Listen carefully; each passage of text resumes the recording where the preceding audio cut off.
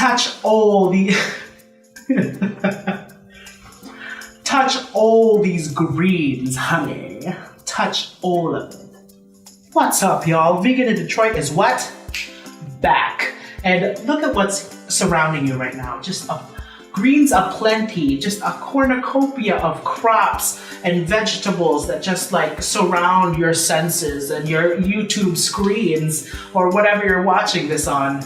And I'm just so excited because this is a CSA share from Plum Street Market Garden associated with Growing in Detroit. So that means this is locally grown.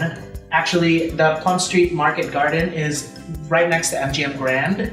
And so I wanted to show you what we got for week 1. There are 6 weeks. It's $90 for 6 weeks, which is like, what? Word? $15 a week for all of these greens?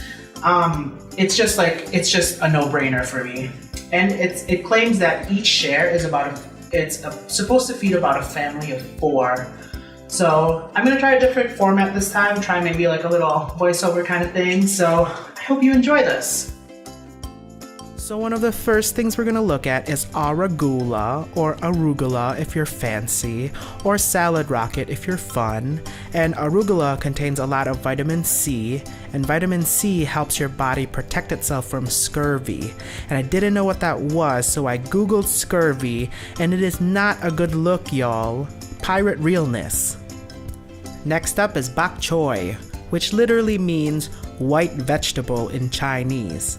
Why it gotta be white?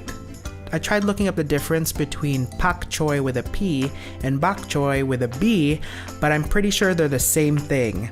I'm super excited to stir fry this because it's super easy to make, and once it's all cut up and washed, actual cook time is only about 5 minutes, so if you don't have a lot of time, get some Bok Choy.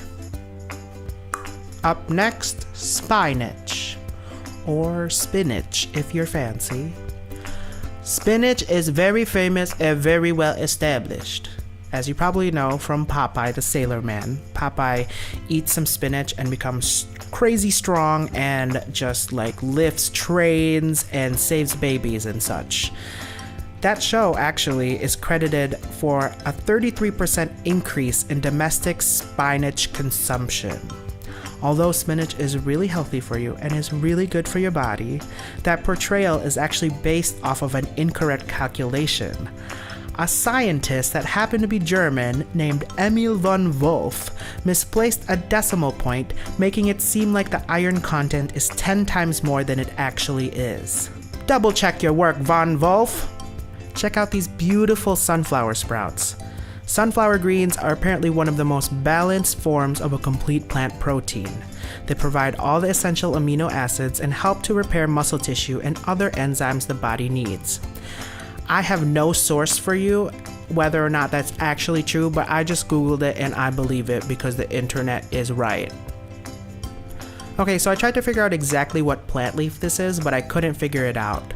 The pamphlet says that it's a braising green, which basically means that it's a dark green leaf that you can cook with.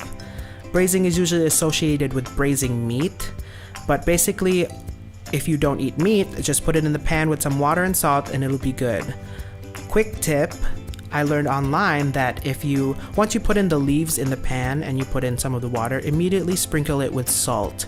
And doing that keeps the greens really bright and green instead of turning into that wilted dark green color it's fine, but it just doesn't look as great. So try it out next time. So you probably know what this is. It's lettuce. It's like the basic biscuit of greens, so I have nothing to say about this. Next. Nene leeks, baby. If you're invited to a barbecue this spring and you don't want to end up eating relish on a hamburger bun all day, then try bringing some leeks and throwing them on the grill. I hear they're dope grilled. I'ma call these radishes. Aren't they fierce? So a couple more Google searches helped me find out that radishes were first cultivated in China and started to spread from there. Wasabi is actually made from a special form of what? Radish. I don't really like radishes raw, but I don't completely write them off just yet. Last time I tried them, it was pretty good.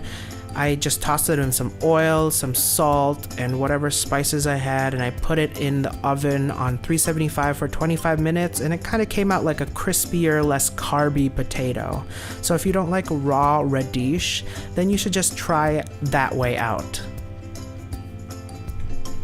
So those are all of the vegetables in this week's Detroit CSA Share. Each week you're going to get this pamphlet that has all of the vegetables listed out for you that you got, as well as some recipes and some cooking tips. And on the back, there's some garden information as well as some volunteer things if you want to volunteer. I've been cooking with these vegetables. They taste great. They say they're chemical free, so that's a plus if you're into that.